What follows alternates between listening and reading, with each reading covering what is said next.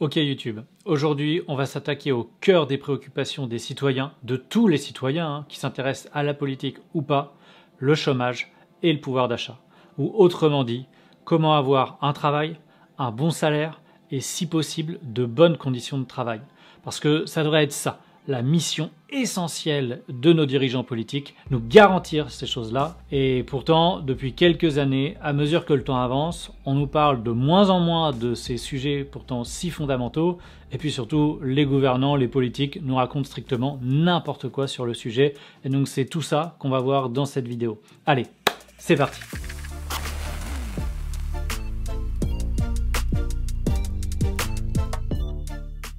Alors pour entrer dans l'analyse, il faut commencer par s'intéresser à une donnée qui structure toute la vie économique du pays depuis les années 1980. Nous sommes en situation de chômage de masse, c'est-à-dire qu'il est très conséquent en proportion et il est structurel car il est durable.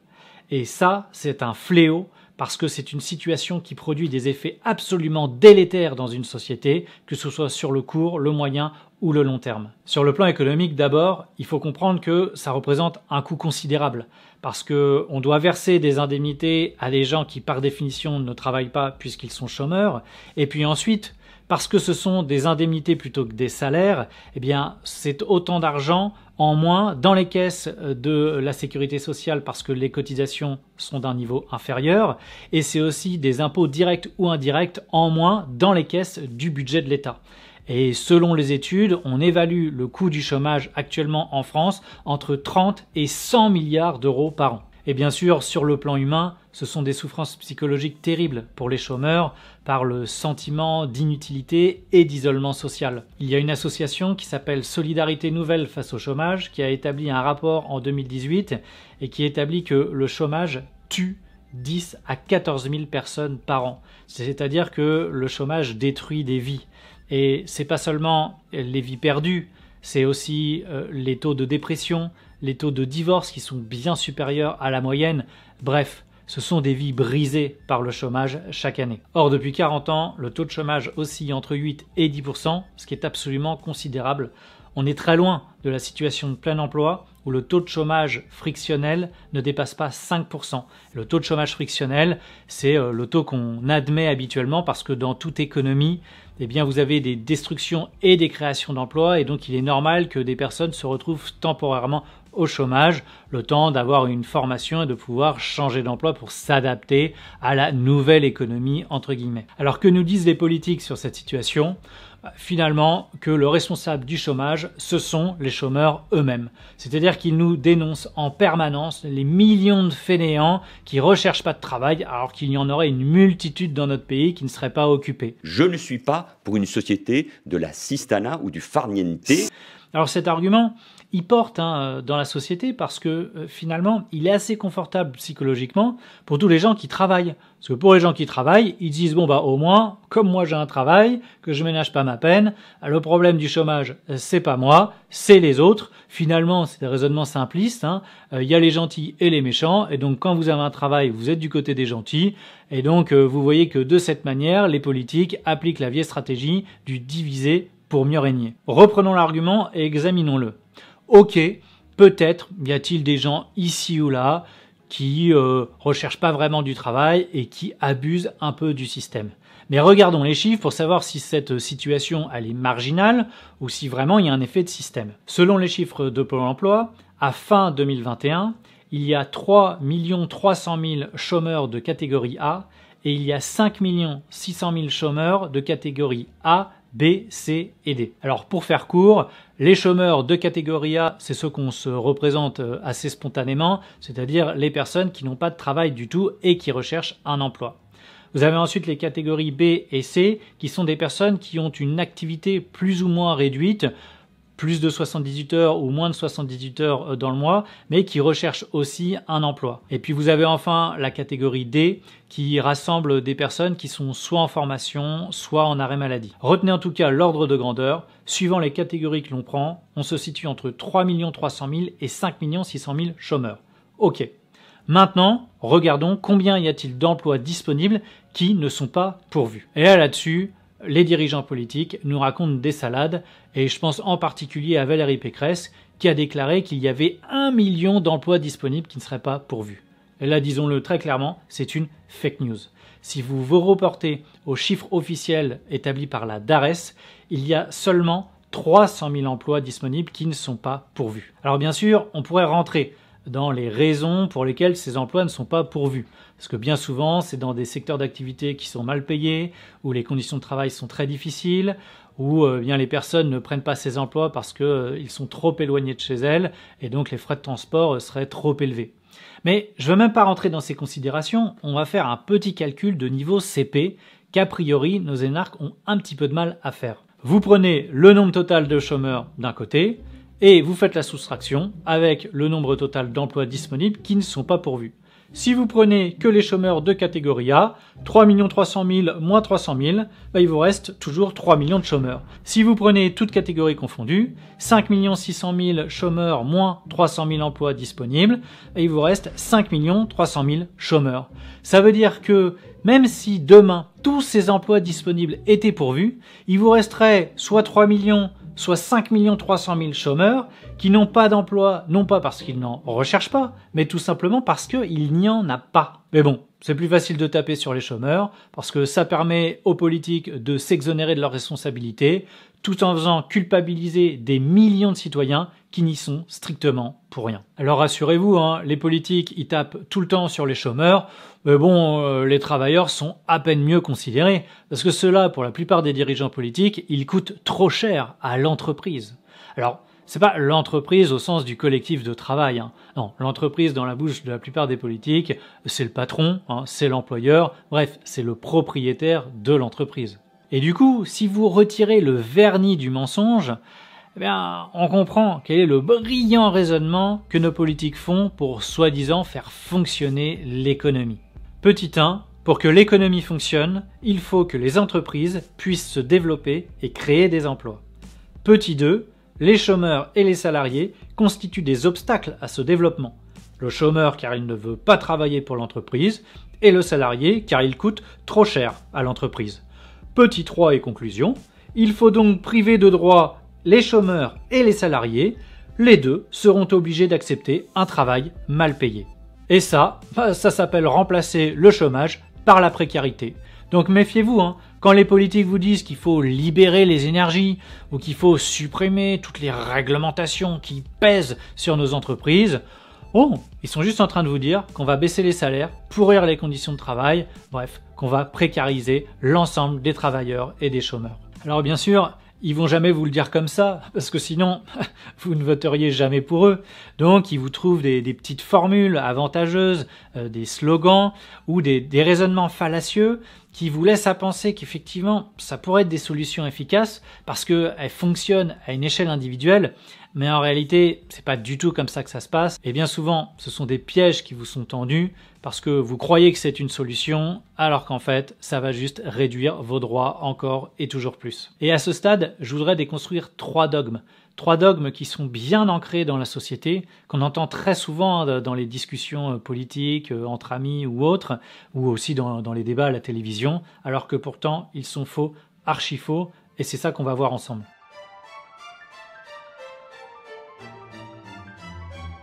Le premier dogme, ce serait que le coût du travail serait trop élevé en France. Pas mal de pays autour de nous ont utilisé l'augmentation de la TVA sociale pour baisser le coût du travail. Il faut faire un électrochoc. Aujourd'hui, ce coût du travail baisse doucement grâce au pacte de responsabilité, au CICE. Si on veut un vrai électrochoc, moi je pense qu'il faut réutiliser 2 ou 3 points de TVA sociale pour faire une baisse, un électrochoc sur le coût du travail qui est trop élevé. Quand un politique vous dit ça, lui, il a en tête à la fois le niveau des salaires et aussi le niveau des cotisations sociales. Je pense que pour les gens ordinaires, ils pensent plutôt au niveau des cotisations sociales seulement. Parce qu'on a rarement vu des salariés penser qu'un salaire autour de 1500 ou 1800 euros par mois ce soit excessif. Et j'ai rarement vu un petit patron également expliquer que quand il paye des gens 1500 ou 1800 euros par mois, c'est beaucoup trop cher pour lui. Ce à quoi les gens pensent, c'est au niveau des cotisations sociales. Et c'est pour ça que là, il y a un énorme piège qui est tendu par les partisans du libéralisme économique, c'est de vous dire, écoutez, nous, notre solution, c'est qu'on va baisser les cotisations sociales et comme ça, on va vous augmenter votre salaire net. Et là, les gens, il ne faut pas que vous tombiez dans le panneau. Parce que quand on vous baisse les cotisations sociales, ça veut dire qu'on va aussi vous baisser les prestations auxquelles vous avez droit en principe en contrepartie. Ces prestations, c'est quoi? C'est les indemnités pour arrêt maladie, les rentes d'incapacité quand vous êtes victime d'un accident du travail avec des séquelles, c'est le niveau des indemnités chômage, c'est le niveau des pensions de retraite. Bref, tout ça, ça vous bénéficie grâce aux cotisations sociales. Et si demain on les supprime ou en tout cas on les réduit, tout ce que vous ne paierez plus à la sécurité sociale, vous devrez le payer pour avoir le même niveau de garantie à une assurance privée. Et ça, je peux vous le garantir, ça vous coûtera plus cher et la contrepartie, c'est-à-dire la garantie qui vous sera accordée, sera nécessairement moins protectrice. En fait, quand on vous vend cette solution, on est littéralement en train de vous promettre qu'on va vous faire les poches. Parce que vous serez perdant, tous les travailleurs, et le seul gagnant dans l'histoire, c'est l'employeur.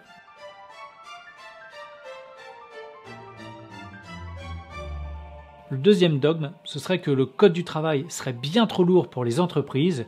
Il faut comprendre par là que la réglementation autour du droit du travail serait bien trop rigide pour les entreprises et pour le marché de l'emploi.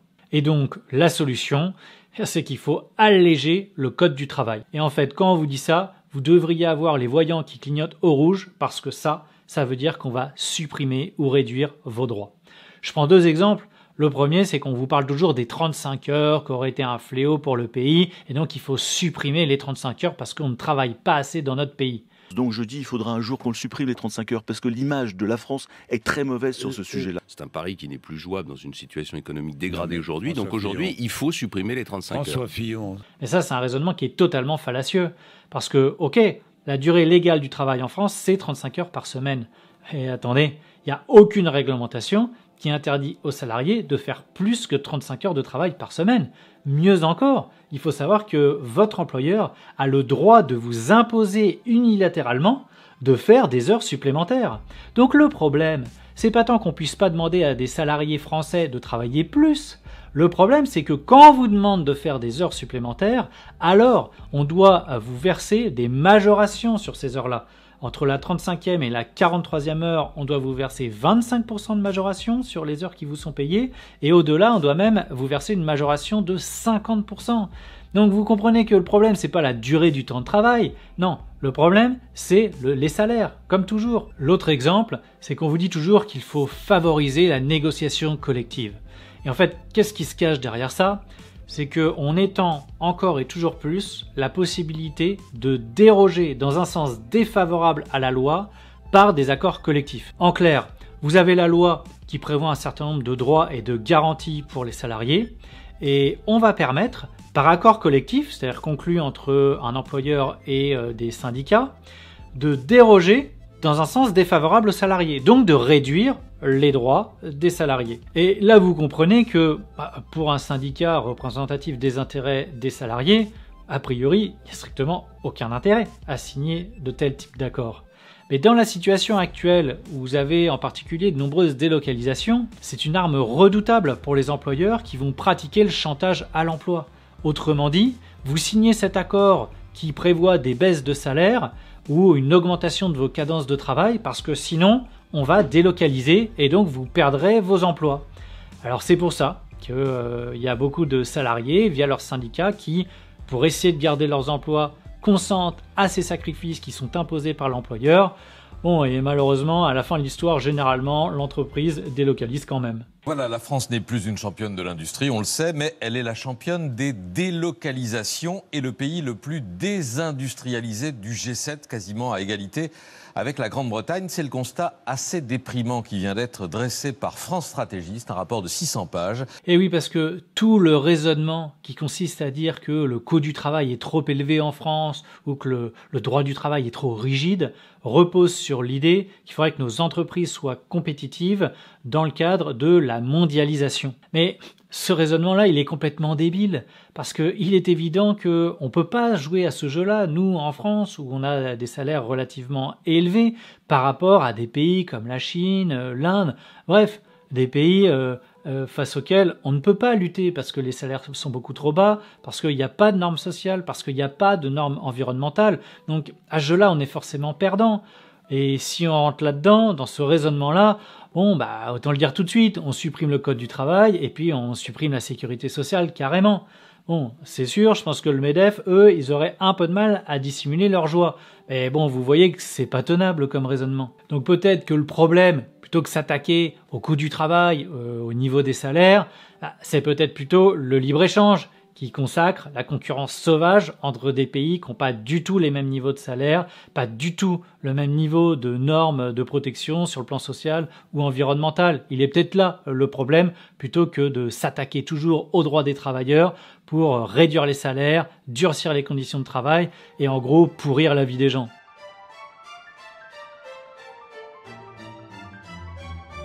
Le troisième dogme, c'est qu'il faut faciliter les licenciements pour favoriser les embauches.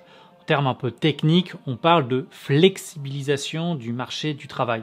Alors bien sûr, ce raisonnement, à première vue, il peut paraître séduisant. Parce que si vous êtes un employeur, vous pouvez vous dire maintenant que je peux me séparer d'un salarié à moindre coût, je peux me permettre d'embaucher plus facilement, même si j'ai pas une grosse prévisibilité sur le niveau de mon activité dans les mois à venir. Sauf que l'économie, ça ne marche pas comme ça. Et en fait, derrière ce raisonnement, il y a un quatrième dogme, bien plus puissant que tous les autres, c'est que ce sont les entreprises qui créent les emplois. Et ce principe-là, il est solidement ancré dans la croyance des gens. Ce sont les entreprises qui créent les emplois. Combien d'entre vous se battent pour préserver les emplois? Et pourtant, il faut à tout prix le déconstruire parce qu'il est faux. Et pour ça, je vais m'appuyer sur une analyse de Frédéric Lordon qu'il a publiée sur son blog le 26 février 2014. Frédéric Lordon explique que ce ne sont pas les entreprises qui créent l'emploi parce qu'en réalité, l'emploi dépend du volume de commandes des entreprises. Et ce qu'il faut comprendre, c'est que la formation des carnets de commandes ne dépend pas du tout des entreprises prises individuellement, mais du processus macroéconomique général, c'est-à-dire le niveau de dépenses des clients et le niveau des investissements des entreprises. Et bien sûr, plus il y aura de dépenses des clients, et plus ça formera les carnets de commandes des entreprises, et ainsi de suite, formant un cercle vertueux de l'activité économique. Et donc vous comprenez que les entreprises ne créent pas d'emplois, elles ne font que convertir en emplois les demandes de biens et de services qui leur sont soumises par leurs clients. Alors bien sûr, il y a certaines entreprises qui vont se distinguer parmi leurs concurrentes sur un même secteur d'activité. Mais ça fait pas du tout varier le nombre total d'emplois sur le secteur d'activité concerné. Je prends un exemple. Sur un marché considéré, vous avez une entreprise A qui emploie 2000 personnes. Et puis, vous avez d'autres entreprises, B, C et D, qui emploient à elles toutes 8000 personnes. Donc, vous avez sur ce marché un total de 10 000 emplois. Admettons que l'entreprise A, parce qu'elle est plus performante que les autres, va créer 1000 emplois supplémentaires. Eh bien, c'est nécessairement que ce sont les entreprises B, C et D qui, à elles toutes, ont perdu de leur côté 1000 emplois. Et donc en fait, les emplois créés d'un côté ont été supprimés de l'autre et le nombre total des emplois sur le marché considéré reste bien à 10 000 emplois. Et donc ce qui détermine le nombre d'emplois, c'est la conjoncture économique, c'est-à-dire la décision des clients de consommer et des entreprises de lancer ou non des investissements. Et l'État peut en principe intervenir pour piloter la conjoncture économique en agissant sur les leviers budgétaires, monétaires et commerciaux. Or, ces leviers d'action économique ont été abandonnés par la France dans le cadre des délégations de souveraineté qu'elle a consenties à l'Union européenne. Et pour être clair, aujourd'hui, on ne peut strictement pas mener une autre politique économique dans le cadre des règles de l'Union européenne telles qu'elles sont faites aujourd'hui. Décennies que je dis que la globalisation produit une sorte de désarmement industriel, que la démocratie c'est un système de décision qui ne peut être que national, que l'Europe ajoute à la paralysie du processus de décision économique. Être élu en France, c'est passer à la télé, être meilleur à la télé, puis ensuite on arrive au pouvoir, mettons à l'Élysée, pour prendre un exemple simple, et on ne peut rien faire, puisque la France n'a pas de capacité de création monétaire, les règlements commerciaux européens empêchent toute action de protection d'industrie nationale, je dirais, et on ne peut rien faire. Et évidemment, d'habitude, on peut mentir. Les gens doivent comprendre que quand ils parlent de l'euro, quand ils parlent du contrôle des frontières, je parle sur le plan commercial, etc., nos gouvernants sont à peu près autant en position de mensonge systémique que quand ils nous parlaient à la télévision de l'état de l'épidémie, de nos masques, etc. Et dans son billet de blog, Frédéric Lordon décrit d'ailleurs de manière limpide l'impasse dans laquelle se sont placés nos gouvernants. Mais de cela, le gouvernement socialiste a manifestement abdiqué toute velléité. Ligoté par les contraintes européennes qui ont si bien neutralisé toute possibilité de politique économique active, et ayant renoncé par avance à tout effort de retrouver quelques marges de manœuvre en cette matière, il ne lui est plus resté qu'à dévaler avec tout le monde la pente de l'idéologie libérale entrepreneuriale pour former le puissant raisonnement que si ce sont les entreprises qui créent les emplois, alors il faut être très gentil avec les entreprises. En clair, si les politiques s'appliquent à baisser les salaires et à réduire nos droits, c'est parce qu'ils ne peuvent rien faire d'autre dans le cadre de l'Union européenne. Et c'est ce qui explique un certain nombre de réformes de flexibilisation du marché du travail qui ont été votées ces dernières années. Alors il y en a une en 2013 sous François Hollande qui a considérablement réduit les délais de prescription. C'est-à-dire que désormais, si vous voulez contester un licenciement par exemple, le salarié n'a plus qu'un délai de 2 ans, alors qu'auparavant, il avait 5 ans.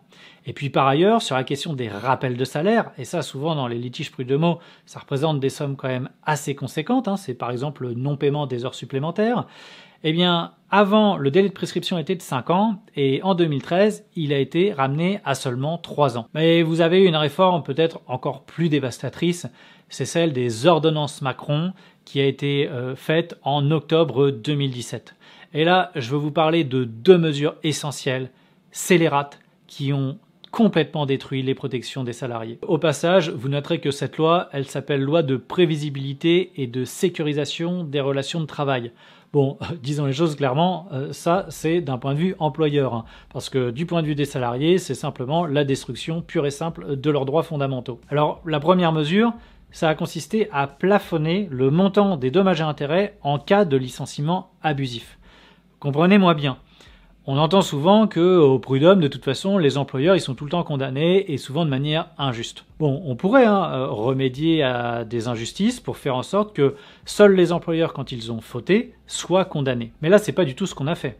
Là, on donne un avantage aux entreprises qui, par définition, ont enfreint la loi et ont licencié sans motif des salariés, en leur accordant des sanctions qui sont d'un niveau inférieur à celles qui étaient appliquées auparavant. Et pour que les choses soient très concrètes, quand vous aviez une ancienneté d'au moins 2 ans et que vous étiez dans une entreprise de plus de 11 salariés, vous aviez le droit en tant que salarié à une indemnisation minimale de 6 mois de salaire. C'était un minimum.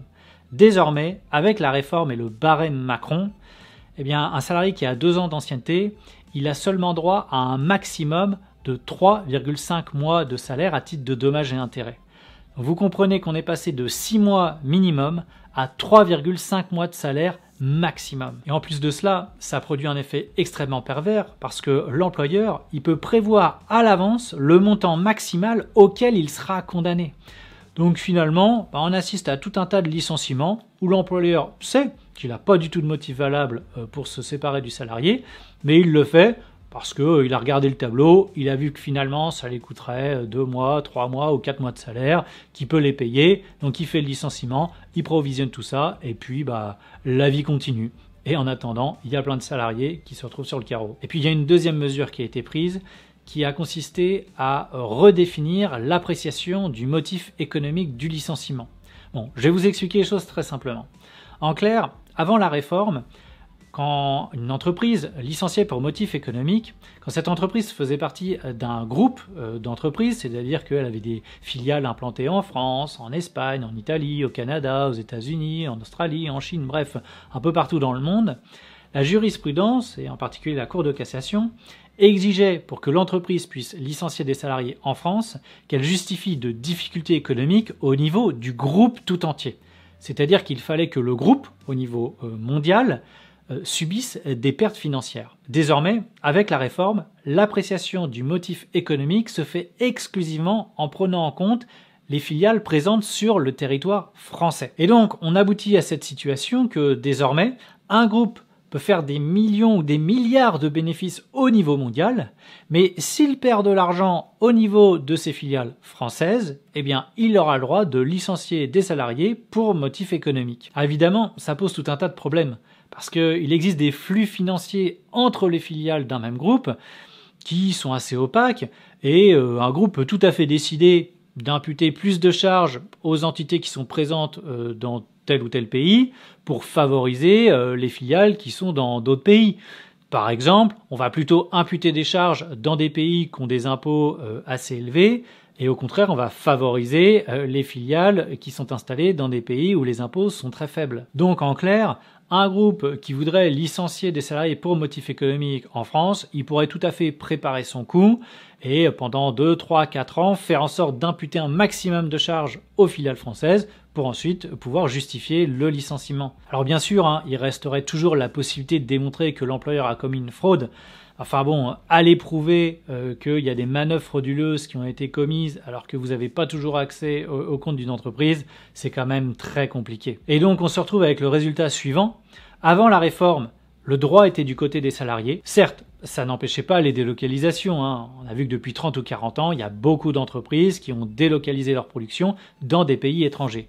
Mais comme le droit était du côté des salariés, eh bien, les salariés pouvaient peser dans le rapport de force face aux employeurs et pouvaient négocier des indemnités qu'on appelle supralégales, c'est-à-dire des compléments aux indemnités légales de licenciement, des indemnités qui leur permettaient de faire vivre leur famille et puis aussi de financer des formations pour se reconvertir professionnellement. Et ça, les employeurs étaient obligés de lâcher parce que sinon ils savaient qu'ils se retrouveraient devant les conseils de prud'homme et que le droit serait du côté des salariés et donc il y avait un très grand risque de condamnation. Bien désormais, avec la réforme d'Emmanuel Macron, bravo, le droit est du côté des entreprises, c'est-à-dire que les salariés n'ont plus que leurs yeux pour pleurer, c'est-à-dire que les entreprises délocaliseront comme elles le font déjà depuis tant d'années, mais en plus, ils ne pourront même plus négocier des indemnités supralégales. Et là, vous voyez vraiment que nos dirigeants soit sont des abrutis, soit nous prennent pour des abrutis. Parce que le droit sur le motif économique, c'était l'un des derniers moyens qui permettaient aux salariés de défendre leurs droits. Ce dernier moyen-là, on l'a supprimé. Et donc, désormais, on est tout à fait exposé aux délocalisations de masse, comme s'il n'y en avait pas eu assez depuis 30 ou 40 ans. Rien à foutre. Alors maintenant, il faut analyser quelles conséquences ont ces politiques de flexibilisation qui sont menées depuis quelques années en France avec la situation de chômage de masse qu'on connaît depuis les années 1980. Et évidemment, tout ça, ça produit des effets absolument dévastateurs pour les salariés. Pourquoi ? Pour une raison simple. Les chômeurs constituent ce que Marx avait appelé une armée de réserve pour le capital. C'est-à-dire que plus vous avez de chômeurs, plus la compétition va faire rage sur le marché de l'emploi. Parce que vous allez avoir pour un actif des dizaines et des dizaines de chômeurs qui sont à l'affût pour prendre sa place. Et tout ça, évidemment, va créer un énorme déséquilibre dans le rapport de force entre le capital et le travail, surtout quand vous facilitez les ruptures du contrat à l'initiative de l'employeur. Et les conséquences, elles sont assez simples à comprendre. Les salaires sont en baisse parce que les gens ne peuvent plus négocier leur salaire au sein de l'entreprise. Les conditions de travail deviennent de plus en plus difficiles à supporter, soit parce que l'employeur augmente sans arrêt les cadences infernales, soit parce qu'il fixe des objectifs de plus en plus difficiles à réaliser. Et tout ça, les salariés sont obligés d'accepter. Parce que la menace, c'est de perdre leur emploi avec le risque de se retrouver dans un chômage de longue durée. Ce qu'il faut comprendre, c'est qu'en situation de chômage de masse, la démission n'est plus un recours parce qu'elle est synonyme de se retrouver au chômage, parfois de longue durée, avec la mort sociale qui s'ensuit. Aujourd'hui, les salariés font tout pour s'accrocher à leur emploi parce qu'ils ne veulent pas mourir, tout simplement. Et c'est d'ailleurs la raison principale qui explique l'explosion des burn-out, c'est-à-dire les syndromes d'épuisement professionnel auxquels on assiste ces dernières années en France. Vous avez plusieurs études qui ont démontré que le niveau d'absentéisme en entreprise a considérablement augmenté ces dernières années, notamment de plus de 16% entre 2014 et 2018. Et évidemment, ça c'est la conséquence de l'explosion des burn-out qui est liée à la situation de chômage de masse. Et on se retrouve donc avec des dizaines, voire peut-être des centaines de milliers de salariés qui souffrent au travail dans l'indifférence générale de nos dirigeants politiques. Ça ne m'intéresse pas beaucoup. Et d'ailleurs, ceux-là qui sont toujours prompts à nous dire qu'il faut faire des économies pour réduire les déficits, ça les effleure pas, cette situation. Vous avez une explosion des arrêts maladie qui évidemment entraîne un coût faramineux pour la sécurité sociale, mais aussi pour les entreprises. Mais bon, comme ils voient pas plus loin que le bout de leur nez, les dirigeants politiques ne font strictement rien pour lutter contre ça. C'est pas grave, parce qu'en fait, à côté de la flexibilisation du marché du travail, on va aussi garantir la sécurité des travailleurs et des chômeurs. C'est le concept de flexi-sécurité. Alors les partisans de ce concept, ils vous expliquent que dans une économie moderne, mondialisée, vous avez des destructions d'emplois et des créations de nouveaux types d'emplois qui nécessitent que la main-d'œuvre puisse s'adapter facilement et rapidement. Donc il faut permettre aux entreprises de se séparer facilement des salariés quand elles en ont besoin, mais en contrepartie, il faut permettre aux personnes qui perdent leur emploi d'avoir un bon niveau de protection au chômage, c'est-à-dire un bon niveau d'indemnisation et sur une durée suffisante. Sauf qu'en pratique, c'est pas de chance, parce que s'ils opèrent toujours les réformes de flexibilisation du marché du travail, ils oublient toujours de faire le volet sécurité. C'est quand même ballot. D'ailleurs, c'est pas seulement qu'ils oublient, c'est qu'au contraire, ils procèdent toujours dans un sens défavorable aux chômeurs, c'est-à-dire qu'on va toujours réduire leurs droits, le niveau d'indemnisation ou les conditions d'accès au chômage. Et puis évidemment, on renforce toujours le contrôle sur les chômeurs. On a vu qu'il y a des millions de personnes qui de toute façon ne peuvent pas trouver d'emploi parce qu'il n'y en a pas, mais on va les obliger, on va les contrôler pour qu'ils cherchent du travail dans le vide, parce que on sait qu'il n'y en a pas, mais il faut quand même qu'ils cherchent. Moi en général, je réponds merde. En principe, ça colle avec tout. Et le dernier exemple en date, c'est une loi du 5 septembre 2018 intitulée « Loi pour la liberté de choisir son avenir professionnel ». Donc c'est un nouvel exemple de novlangue, parce qu'il faut évidemment comprendre que c'est l'exact contraire de ce qu'est effectivement cette loi, qui casse encore les protections des chômeurs dans un seul objectif, faire des économies. On nous parle avec cette loi de 2,3 milliards d'économies par an. Donc en clair, le chômage est dû à la gestion calamiteuse de nos dirigeants politiques en matière de politique économique, mais ils le font payer aux chômeurs qui pourtant, eux, ont régulièrement cotisé. Et ils le font en supprimant leur protection. Il y a des claques qui se perdent. Ah oui, et puis au fait, Emmanuel Macron, candidat en 2017, et il avait fait une promesse. Il avait dit qu'il garantirait aux démissionnaires le droit au chômage. Sauf que dans la réalité, évidemment, c'est une promesse qui n'a pas été tenue. Ce nouveau droit s'applique pour les démissions postérieures au 31 octobre 2019, sous réserve d'avoir exercé une activité salariée continue de 5 ans dans les 60 mois qui précèdent la fin du contrat de travail, de poursuivre un projet réel et sérieux de reconversion professionnelle nécessitant le suivi d'une formation ou un projet de création d'entreprise, et d'avoir eu recours au dispositif du Conseil en évolution professionnelle préalablement à la rupture du contrat de travail. Le projet professionnel doit être validé par une commission paritaire interprofessionnelle régionale. Autant vous dire en pratique qu'il y a encore moins de démissionnaires qui ont droit au chômage aujourd'hui qu'avant cette réforme. Alors résumons tout ça. On voit que les politiques de flexibilisation et de libéralisation du marché du travail ont produit des résultats catastrophiques. On a depuis les années 1980 un taux de chômage qui est compris entre 8 et 10%, ce qui caractérise une situation de chômage de masse. Alors au passage, là on entend le gouvernement qui se réjouit parce que le taux de chômage pourrait passer en dessous des 8% au cours de l'année 2022. Alors déjà, il faut dire que peut-être c'est lié à un effet conjoncturel, parce qu'il y a une reprise de l'activité suite à la crise sanitaire et la levée des restrictions. Et puis surtout, ce qu'il faut voir, c'est que on a remplacé le chômage par la précarité au cours du mandat d'Emmanuel Macron. Parce que en 2017, il y avait 8,9 millions de pauvres, c'est-à-dire de personnes qui vivent avec moins de 1 000 € par mois. Et aujourd'hui, on serait passé au moins à 9 300 000, et même le Secours catholique évalue le nombre de pauvres à au moins 10 millions de personnes en France aujourd'hui. Donc ça veut dire une augmentation entre 400 000 et 1,1 million de pauvres en plus. Et puis il n'y a pas que cela. On a un niveau de croissance qui depuis plusieurs années est assez faible en France et en Europe, très inférieur en tout cas à celui des États-Unis. On a également une baisse du niveau de vie pour au moins 30% de la population française depuis l'année 2018. Et puis enfin, vous l'avez compris, on a une explosion des situations de souffrance au travail et des cas de dépression et même parfois malheureusement de suicide pour les gens qui sont au chômage. Et pourtant, il n'y a aucune fatalité économique. Toutes les difficultés qu'on est susceptible de rencontrer au quotidien, c'est-à-dire l'augmentation des prix, en particulier le logement et l'énergie, la disparition ou la dégradation des services publics, le chômage de longue durée, les situations de souffrance au travail, les découvertes bancaires, les pertes d'emplois, etc., etc. Bref, tout ça, c'est le fruit des décisions qui ont été prises par les dirigeants politiques. Ce sont eux qui sont nuls et qui sont en train d'emmener la France dans le mur. Parce que oui, nous sommes dans une situation de déclin économique. Mais on peut changer les choses. Et pour ça, il faut changer de paradigme. Il faut sortir de ce que j'ai appelé la prison des esprits. Vous vous souvenez, c'est sortir de ce qu'on peut appeler aussi l'idéologie néolibérale. Il est possible de faire prévaloir les principes de justice et d'équité. Il est possible d'organiser la société suivant des principes de coopération et de solidarité plutôt que suivant des principes de concurrence sauvage et d'individualisme.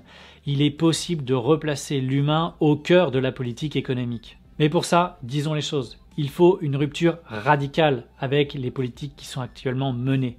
Et une rupture radicale, ça veut dire redonner toute sa place à l'intervention de l'État dans l'économie. C'est-à-dire à nouveau assumer son rôle protecteur, son rôle d'encadrement, son rôle régulateur de l'économie. Mais là, il y a un obstacle majeur qui se dresse devant nous. C'est l'appartenance de la France à l'Union européenne. Il faut être très clair. Nous ne pouvons pas changer de politique économique au sein de l'Union européenne. Alors je sais bien que c'est un sujet qui fait autant appel à nos capacités de réflexion qu'à nos attachements affectifs et aux symboles que l'Union européenne peut véhiculer. Mais il faut être clair, avec les règles de fonctionnement de l'euro et avec le marché unique qui consacre le principe du libre-échange, nous ne pouvons pas changer de trajectoire économique. C'est ce que j'appelle la prison institutionnelle. Et bon, tout ça, on le verra dans de prochaines vidéos. Voilà, c'est la fin de cette vidéo. Alors vous connaissez la chanson, hein, n'oubliez pas de vous abonner à la chaîne parce qu'on va produire pas mal de contenu dans cette période de campagne présidentielle qui pourront, je crois, vous être utiles. Merci encore pour tous vos soutiens et à bientôt.